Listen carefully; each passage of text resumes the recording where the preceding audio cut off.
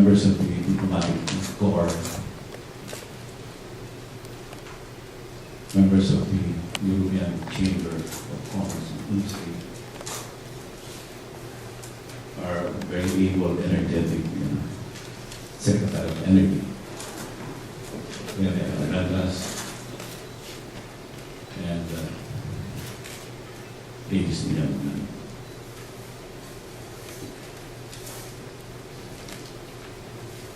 I think we meet at a very opportune and fortunate or unfortunate times, because the headlines last night as well as today indicated that the price of crude oil, Brent crude, has reached a record high.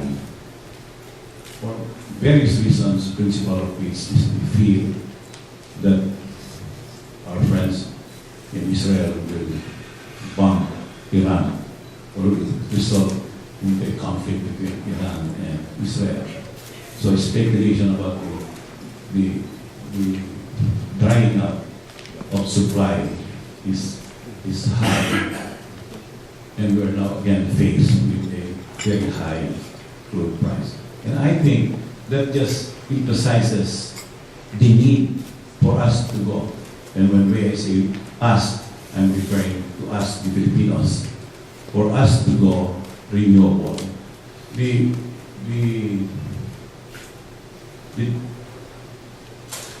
performance of the EU, as described by Ambassador Leto, is remarkable.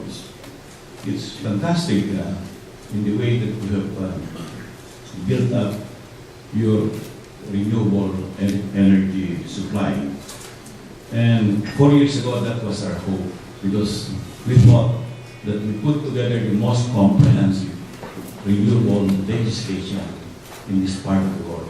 In fact, a couple of months after our parliament passed that, we presented it to Shanghai, where all the renewable energy industry and government bureaucrats were present, and they hailed this piece of legislation as remarkable, and we were able to put it together. But that was 4 years ago. That remains remarkable on paper. But with Secretary Rene and this year, perhaps we can move this forward. I don't know what's delaying the implementation of this very basic legislation in the face of high prices, in the face of resource scarcities, in the face of terrific climate change. I think no one can dispute the need to go renewable, because through renewable sources as well as clean technologies, I think we can do better than what we're doing now in this country. True, we have 40% of our energy sourced from renewable, but we could have done better in the past 4 years if we just acted fast enough.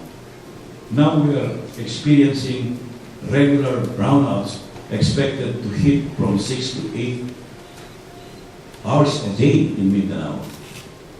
We're going to need double our energy supply now in less than 20 years. Are we putting together the necessary infrastructure to cope with this rising demand in the Philippines?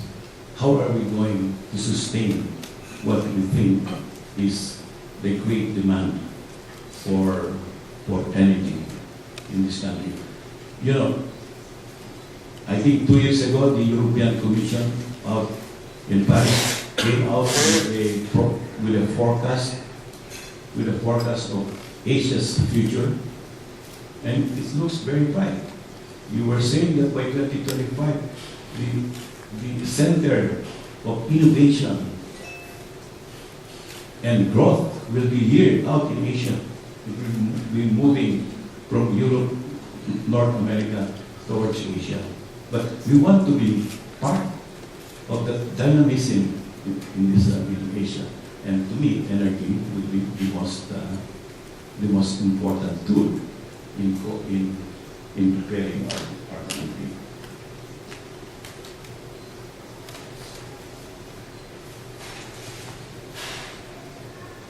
Now, in the Philippines, there is such a huge outcry over the high price of power.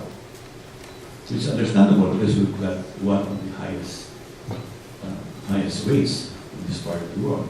So a more change in price will send people out in the streets. But we've got to overcome that by enough supply. And I think, and I thought, that renewable sources would be our best bet, because when we were debating the Renewable Energy Law in 2008, we were assured that our source of renewable energy is enough to power the development of this country for the next 75 years. That's how huge our potential for renewable sources.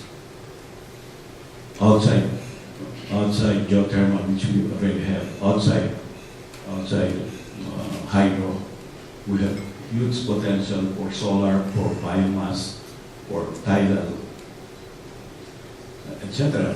And new technology now is coming up with even better techniques to produce or enhance renewable energy. Let's take solar. Solar is now going to be intensified by nanotechnology. India is showing the way that by use of nanotechnology, you can increase conversion efficiencies of solar panels almost 10 times. That's already a reality. So in the period between 2008 when we passed this renewable law and today, new technologies have come up to intensify and make efficient the use of renewables like solar. We have now come up with research on algae. Algae is the easiest way to produce because it's a plant that grows practically anywhere in the tropics, whether on salt water, brackish water, wastewater, and we are going to launch an algae research in this country for feedstock for biomass.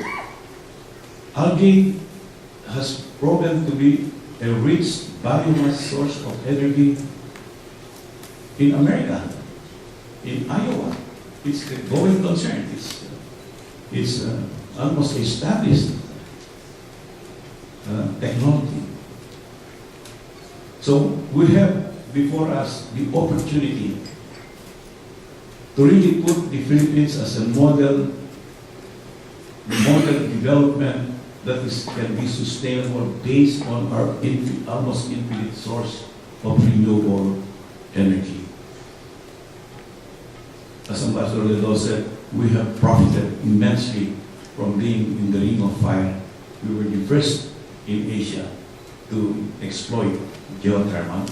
We were pioneer in geothermal to the extent that we were number 2 in the world, next only to the United States in producing geothermal energy. We're the biggest solar panel manufacturer in this part of Southeast Asia.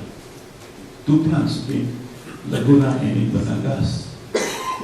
We're the first to generate wind power up north.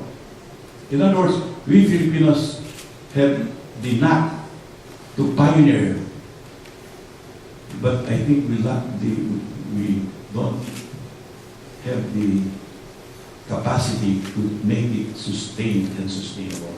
And I think that's the role of government.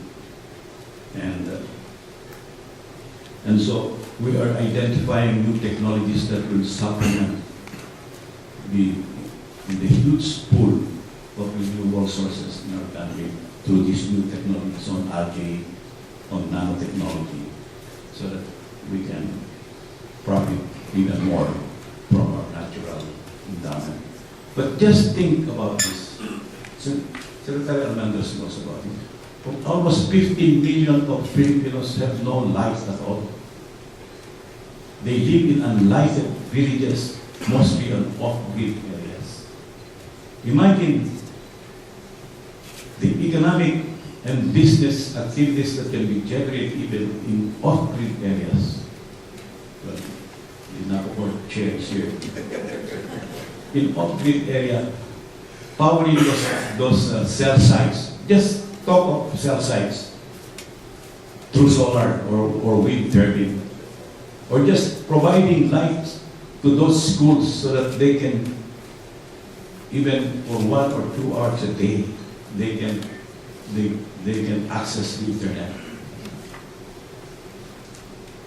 Imagine the huge economic gain we will have if we just do that through exploitation of our renewable sources, through solar, through turbine, in off-grid areas. And in off-grid areas, we have such huge amount of incentives we offer to those willing to do that. So I think the challenge to us in this country is still huge, still big. And coupled to that is a program which I'm also pursuing in the Senate and in Congress, a program of energy efficiency and conservation, which I think we need to couple to the use of our renewable energy. Then I think we can operate this country, operate its industries as half the cost of running on fossil and on very inexpensive energy. But I think the important factor in all this is the political will, is the leadership, is the vision that this is the way to go and to go in a sustainable way. Because the natural endowments are there staring us in the face. It's, Rene Almendros is I believe, one of the few cabinet members who are really sincere and dedicated to his job. Not that the rest are not, but he's most dedicated. But I think we must help him tame the bureaucracy in this country, because that is, I think, the biggest hurdle maybe he's facing, that he has not yet wrestled down this mighty bureaucracy that is slowing down everything in our midst. But time is of the essence. Time will not wait for us. As the European Union said, we can become the center of gravity, center of growth and innovation by 2025. But the Philippines is not there. So we've got to place ourselves there. But one hopeful note, Hong Kong Bank says, yes, despite the prediction of ADB and European Commission, that the Philippines will not be a big player in the 2-3 decades we are facing. No, the Philippines will be a big player if we do things right. We put our act together. But that's always what they've been saying of the Philippines. We're such a promising country. All we need is to get our act together. But when? Well, I hope this time, with new leadership and with new air of confidence and optimism pervading the air, we hope that we will finally get our act together and begin to grow this country. Because this year we succeeded, we managed to reduce our economy by half. Not for lack of anything else, but just by being so thrifty and not focusing on things that I think we ought to do, which is infrastructure, education, and to make it sustainable research and development. But I think we're going back to that. And we hope that the new administration this year, because it's already the second year, into a 6-year term, this year, that we will bring our growth path on track so that we can begin concentrating on infrastructure, which is by design, on rebuilding our education and training systems, which have been declining over the years, on building up the infrastructure of new technologies like ICT. And I'm pleased to let you know that the Department of Information Technology is about to be passed. We got it passed in the Senate. I got the cybercrime law passed in the Senate, and I will soon get the Data Privacy Act passed in the Senate. So the trio of ICT, or the trio of technology laws, will give the Philippines really a strong hold on IT and BPO in the world, and we hope that we will attract more investors to this sector, which probably is one of the brightest sectors in our country right now. So, but this can also be a gem in our collection. Renewable energy, only, as I said, we act a little bit faster and quicker.